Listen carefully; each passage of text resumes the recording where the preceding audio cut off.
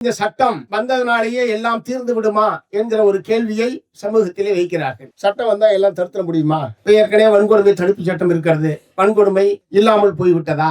இந்த மாதிரியான கேள்விகள் எல்லாம் எழுப்பப்படுகிறது. சட்டம் வந்தாலும் முற்றிலும் அது தீர்வதற்கு, முற்றிலும் அது இல்லாமல் ஒழிவதற்கு ஒரு கால அவகாசம் என்பது எடுத்துக்கொள்ள வேண்டியிருக்கலாம். உதாரணத்துக்கு சதி சமூகத்திலே ஏற்றுக்கொள்ளப்பட்ட ஒன்றாக இருந்து பின்னாடி சட்டம் வந்து இப்போது சதி என்பது அநேகமாக இல்லை, சதி என்பது முற்றிலும் இந்தியாவில் ஒழிக்கப்பட்டு விட்டது. அதே மாதிரி பட்டியல் சாதி பெண்கள், நாடார் பெண்கள் மார்பகங்களை வெளிப்படையாகத்தான் வைத்திருக்க வேண்டும், தோல் சீலை போட்டு மூடக்கூடாது என்கிற ஒரு சட்டம் இருந்து அதற்கு எதிராக நீடித்த போராட்டத்தை நடத்தி இன்றைக்கு எவனாவது அப்படி சொல்ல முடியுமா?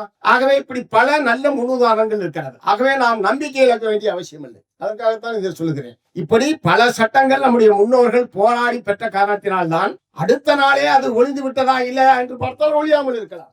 சமூகத்தை அதற்கு தயார் செய்ய வேண்டி இருக்கிறது. சமூகத்தை அதற்கு சமூகத்தினுடைய ஒரு ஏற்பை நாம் உருவாக்க வேண்டி இருக்கிறது. அந்த வகையில் பல சமூகத்திலே கொடுமையாக இருந்த பல விஷயங்கள் சட்டத்தின் மூலமாக தடுக்கப்பட்டிருக்கிறது, ஒழிக்கப்பட்டிருக்கிறது. ஆகவே சாதி ஆணவ கொலைகளையும் கட்டாயம் நம்மால் இந்தியாவிலிருந்து கட்டாயம் ஒழிக்க முடியும்.